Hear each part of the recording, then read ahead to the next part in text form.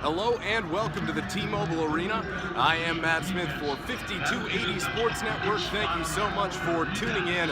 Well, tonight in the 7-10 game, the Colorado Buffaloes knock off the Wazzu Cougars 73-63. They win by 10 in a game that they trailed by 14 at half and actually trailed by 19 with 7 minutes to play in that first half. The Buffaloes showed a completely different effort in the second half than they did in the first, and what was extremely impressive, it was the defense, and that's the staple of this system that Tad Boyle preaches, is defense and rebounding. And tonight, Colorado was very good defensively in the second half. They held Wazzu to 30% from the field in the second half while allowing 56% in the first half. This is a game that's completely a tale of two halves. The script was flipped in the locker room. I don't know what shifted, but they came out and they fought with a lot more effort, a lot more energy, and what was extremely impressive to me was to see the fight that these guys had. This is what they're gonna need tomorrow night when they play Arizona in the 2-7 game, now that they have finally advanced here in the Pac-12 tournament. Like I said, they remain undefeated on the first day of the Pac-12 tournament here in Vegas. The offense was also a tale of two halves as well for Colorado. 32% in the first half. The Buffaloes could not make shots. They really weren't getting great looks, and in the second half, Derrick White was brilliant. He was outstanding, a competitor, gamer, whatever word you want to use. That was Derrick White. I mean, the kid is a really special talent.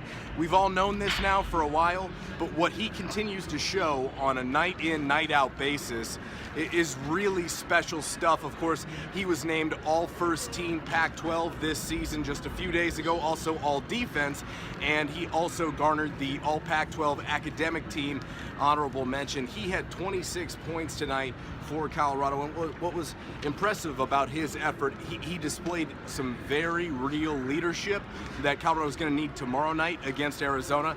In the post-game press conference with head coach Ernie Ken of the Cougars, he spoke about, I actually asked him what they tried to do to slow down Derrick White. He said they tried to double him off ball screens. He felt like in the first half it was extremely effective, but in the second half, as fatigue set in a little bit, the Cougs just could not continue that effort and that intensity in slowing Derrick White down. Now, he had a lot to do with that in the second half. Certainly, he turned it up to 10. It was very, very impressive to see. And when you're looking at this Buffs team as they head into tomorrow night, what you can build upon is the fight and the grit that you played with in the second half. You cannot come out and play two halves of basketball. You have to play 40 minutes of good, disciplined, smart basketball if you want to meet Arizona. I mean, listen, Arizona and Colorado have a series history here in the Pac-12 tournament. Buffs are 1-4 all time against the Wildcats in Vegas, and tomorrow they're going to see if they can't find a way to snap the 4-game losing streak. Of course, the one win was in their first season in conference when they knocked off the Wildcats to win the Pac-12 Championship. But for the Buffaloes tonight, a lot to be happy with, a good performance in that second half, and at the same time, you have to wonder if they're going to show up and compete like they did in the first half tomorrow night, because if they do, they're going to get wiped out. In a situation, even Tad said this after the game, in a situation where they trailed by 14 at half to Washington State, if they were to play like they did tonight, tomorrow night, they're going to trail by 24 points. Arizona's the real deal, and Colorado's going to have to strap it up and go for it. Now, I'll remind you that the interesting part about this matchup tomorrow night with Arizona is Colorado only played two teams just once this season. Arizona was one of them, and they lost on the road in Tucson 82-73. Of course, you have to remember now, first half was pretty sluggish for Colorado in that one. They actually came back, made it a game there in the second half, and only lost by single digits. But the other note in that is that Alonzo Trier did not play in that game. He is now playing for Arizona. They are now rolling. They've only won one in a row. Of course, they're co-champions in the Pac-12 with Oregon, even though they got slaughtered by the Ducks in Eugene. But this is an Arizona team that is no joke, and the Buffaloes are going to have to show up, gear up, ready to go tomorrow night. Individual notes, like I said, Derrick White, 26 points on 8 of 15, 17 in the second half. XJ with 19 points and 6 rebounds, which was a very good performance from him. He made unselfish plays, the detailed, subtle things that Colorado needed him to do to be able to come away with the victory tonight, and he certainly did that. Josh Fortune coming off the bench.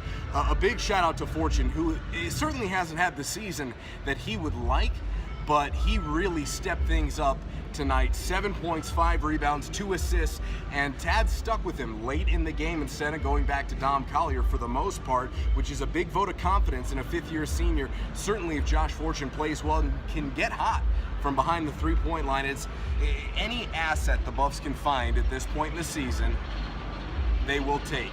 In March, it's all about finding a way to win basketball games, and tonight Colorado did that. And if they can come out with the same defensive intensity, the same defensive effort, and play for 40 minutes like they did in the second half tonight, and like they did for 40 minutes against Oregon just about a month and a half ago now, they're going to be in good shape. But the truth of the matter is that beating Arizona would require an effort that we haven't seen away from the Coors Event Center in quite some time. Arizona, of course, is number 2 in the Pac-12, but they are seeded number 2 in the Pac-12, but they are 7th overall in the AP standings. They are one of 3 top 10 teams in the Pac-12 conference. This is a Buffaloes team that now faces a huge challenge, and one line that Tad Boyle always uses that I will use to kind of explain why you want to play a team like in Arizona, because if you don't play those games, you can't win those games. And it's pretty simple. Colorado's got to find a way to come out and compete. They're going to fight. When you play a team like Arizona, especially Arizona, nothing comes easy. They're going to scrap, they're going to claw, and you have to do the same. And Tad Boyle made a note in the post-game press conference, and I'd like to also make this note. I mentioned it on Twitter, but at this point in the season, it's a little bit different with Arizona this year because Colorado and Arizona have only played each other just one time. But at this point in the season, teams know each other very, very well. You know, Colorado knows Arizona, Arizona knows Colorado, and they've been going back and forth at it for years, Sean Miller and Tad Boyle. The truth is, you have to be able to execute and out-execute the other team. And that's what it's going to come down to tomorrow night, is can Colorado maintain Lauri Markkanen? Can they maintain Alonzo Trier? Do they let Deuce Ristich get loose? Listen, there's a ton of weapons that Arizona has, and the Buffaloes have to find a way to slow the Wildcats down. We'll see if they can do that tomorrow night.